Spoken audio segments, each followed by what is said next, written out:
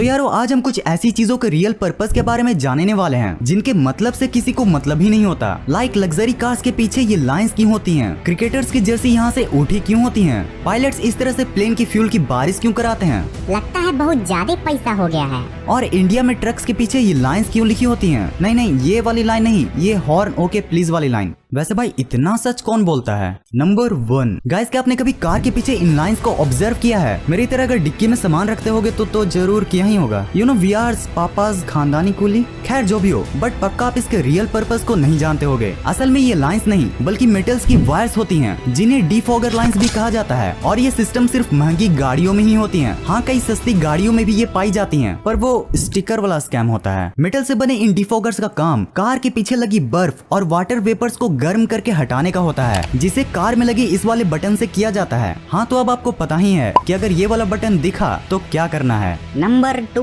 Guys, अगर आपने plane को ध्यान से ऑब्जर्व किया होगा तो आपने कभी न कभी प्लेन में लगे इन रंग बिरंगे लाइट्स को तो जरूर देखा ही होगा। मगर क्या आपने कभी सोचा है कि इनका रियल पर्पस क्या है? एक बार मेरे पापा ने भी ये सवाल मुझसे पूछा था और मेरे न बताने पर बोले थे, पूछ क्या?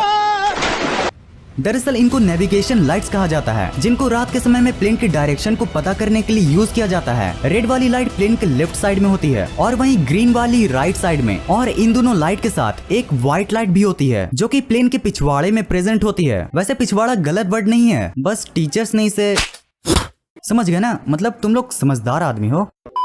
अब रात में इन्हीं लाइट्स को देखकर दूसरे प्लेन्स और हेलीकॉप्टर्स को पता चलता है कि बगल वाली प्लेन का डायरेक्शन लेफ्ट साइड है, राइट साइड है या फिर सीधा उसी एयरक्राफ्ट की तरफ है। नंबर 3 गाइस, अब अगर प्लेन्स की बात कर ही रहे हैं तो क्यों ना पायलट्स की इन चिकनेपंती शेप की भी बात कर ही लें। क्यों भाई, कोई पायलट दाढ़ी क्यों नहीं रखता? तो जैसा कि हम जानते हैं कि जब प्लेन 14,000 फीट की ऊंचाई से ऊपर जाती है तो हमें प्लेन के अंदर ऑक्सीजन मास्क को लगाने की जरूरत पड़ती है और उसी ऑक्सीजन मास्क को पहनने में पायलट्स को कोई दिक्कत का सामना न करना पड़े, इसीलिए वो बने रहते हैं। हाँ, बहुत से एयरलाइंस में पायलट्स को मूंछ और छोटी छोटी दाढ़ी रखने की इजाजत होती है, बट भैया आप पायलट बनकर KGF वाले यश का मजा नहीं ले पाओगे।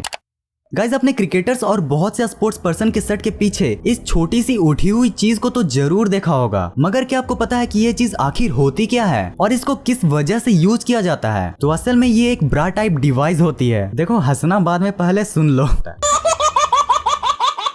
हाँ, तो ये ब्रा जैसी दिखने वाली डिवाइस में GPS लगा होता है, जो पहले तो कोई खिलाड़ी कितना चलता है बस ये बताता था, बट अब के समय में इसमें इतने ज्यादा अपग्रेड्स हो चुके हैं कि अब सिर्फ इसी से प्लेयर कितनी बार एक्सेलरेट करता है, कितनी बार डीएक्सेलरेट करता है, उसकी स्पीड कितनी है, उसका हार्ट बीट रेट क्या है, इन जैसे बहुत से पर्पजेस के लिए यूज किया जाता है। कैसे तो यारो इसको शर्ट के नीचे पहनते हैं, वरना यारो क्रिकेट तो कॉमेडी शो बन जाता।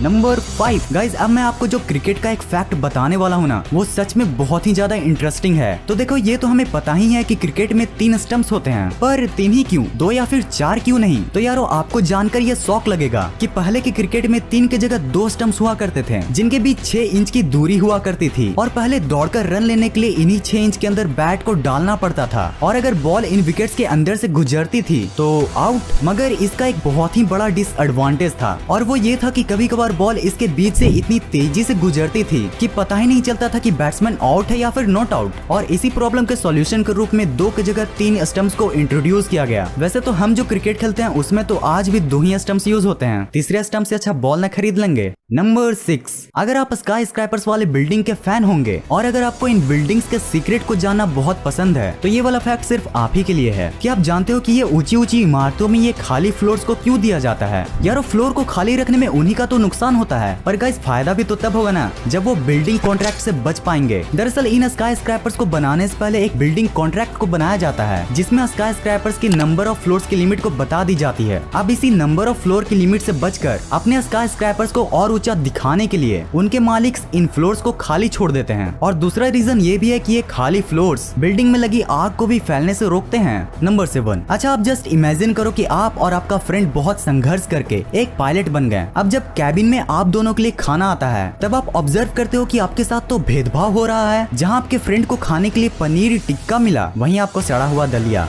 अब गलती से भी इस भेदभाव के लिए आप धरने पर मत बैठ जाना, क्योंकि एयरलाइंस में ऐसा करना बिल्कुल कॉमन है और ऐसा करने का एक लॉजिकल पर्पस भी होता है। दो पायलट्स को सेम खाना इसलिए नहीं मिलता ताकि अगर किसी खाने में कुछ मिलावट हो तो वो सिर्फ एक ही पायलट पर अपना असर छोड़ पाए, क्योंकि भले ही प्लेन ऑटो पायलट मोड पर भी चल सकता है, पर ये स्ट्रिक्ट रूल है कि कैबिन में एक पायलट तो होना ही होना चाहिए। नंबर 8, आपने अगर कभी इस तरह की वीडियोस को देखा होगा जिसमें एयरप्लेन से फ्यूल को निकाला जाता है, तो आपके मन में सबसे पहला ही ख्याल आया होगा कि क्या ये वीडियो रियल है, और अगर रियल है तो प्लेन का पायलट पागल तो नहीं हो गया। वेल गाइस, ये वीडियो पूरी तरह से रियल है और प्लेन से फ्यूल को बाहर निकालने के इस प्रोसेस को फ्यूल डंपिंग कहते हैं, और पायलट्स को ऐसा तब करना पड़ता है जब प्लेन का फ्यूल पूरी तरह से खत्म नहीं हो पाता। ऐसे ये बहुत से कारणों से हो सकता है, लाइक किसी मेडिकल सिचुएशन की वजह से प्लेन को जल्दी लैंड कराना पड़े, या फिर एयर की डायरेक्शन की वजह से फ्यूल कम यूज हुआ हो। देखो गाइस, एयरप्लेन का वेट हमेशा लैंडिंग के समय टेक ऑफ के वेट से कम ही होना चाहिए ताकि वो बिना एक्सीडेंट्स के लैंड हो पाए। अच्छा, जब इतने बड़े अमाउंट में प्लेन से डेंजरस फ्यूल की बारिश कराई जाती है तो फिर क्या लोगों को इससे कोई हार्म ही नहीं पहुंचता? वेल गाइस, जरूर पहुंचता है। इसलिए फ्यूल डंपिंग के प्रोसेस को बहुत ज्यादा हाइट पे किया जाता है ताकि फ्यूल हवा में ही वेपराइज होकर खत्म हो जाए। नंबर 9, क्या आपको ट्रक की वो फनी लाइंस याद है जो कुछ ऐसी हुआ करती थी? अब देखो, ये लाइंस तो बहुत अलग अलग तरह की हुआ करती हैं, पर जो एक कॉमन लाइन जो हर ट्रक में लिखी होती है वो है हॉर्न ओके प्लीज। तो यार, हॉर्न प्लीज का मतलब तो हम लोग जानते हैं कि अगर आपको ओवरटेक करना है तो हॉर्न दीजिए, पर ये बीच वाले ओके का क्या चक्कर है? तो वर्ल्ड वॉर सेकंड की एक थ्योरी के अनुसार यहाँ पर ओके का मतलब है ऑन केरोसिन, जिसे वर्ल्ड वॉर सेकंड से ही बहुत से ड्राइवर्स यूज करते आ रहे हैं। ऑन केरोसिन का मतलब होता है कि ट्रक में डीजल के साथ केरोसिन भी यूज की जा रही है, जिससे पैसों की तो बचत हो जाती है, मगर उसमें आग लगने के भी चांसेस बढ़ जाते हैं। और गाइस, इसी प्रॉब्लम से डील करने के लिए हॉर्न प्लीज के बीच में ओके लगा होता है। नंबर 10, अच्छा, इन गोल मटोल घड़ियों को देखकर आपके मन में कभी ये ख्याल आया है कि ये क्लॉक हमेशा क्लॉकवाइज डायरेक्शन में ही क्यों घूमती है? मतलब यार, ये एंटी क्लॉकवाइज डायरेक्शन में भी तो घूम सकती थी, जो जब होता तो इवेंचुअली आज एंटी क्लॉकवाइज क्लॉकवाइज होता और क्लॉकवाइज एंटी क्लॉकवाइज। कितनी ज्यादा डीप बात है। तो मेरे प्यारे मित्रों, इस रहस्य से पर्दा उठाने के लिए हमें पहुंचना होगा मेडिवल टाइम्स के नॉर्दर्न हेमिस्फीयर में, जब इस सुई के डंडे से टाइम को नापा जाता था। अब जब इन सनडायल्स का नॉर्दर्न हेमिस्फीयर में यूज किया जाता था तो ये जो सनडायल है ना, उनके शैडो क्लॉकवाइज डायरेक्शन में घुमा करते थे। सो इसी वजह से जब मेडिवल टाइम्स में घड़ी का आविष्कार हुआ तो इन घड़ी के हैंड्स को भी इसी डायरेक्शन में रोटेट कराया गया। तो यारो, अगर आपने यहाँ तक वीडियो को देख लिया है तो प्लीज इस वीडियो को लाइक जरूर कर देना और चैनल को भी जरूर सब्सक्राइब कर लेना, क्योंकि ऐसी बहुत सी चीजें आने वाली हैं। इस कोविड के टाइम में आप अपना और अपने फैमिली का जरूर ख्याल रखें। इस वीडियो को यहाँ तक देखने के लिए दिल से थैंक्स फॉर वॉचिंग। गाइस, दुनिया में हर एक चीज को बनाने का एक पर्पस होता है, बट अनलाइक अदर्स, कुछ ऐसी भी इंटरेस्टिंग चीजें हमारे डेली लाइफ में प्रेजेंट होती हैं जिन्हें बनाया तो एक पर्पस से जाता है, बट उसके बारे में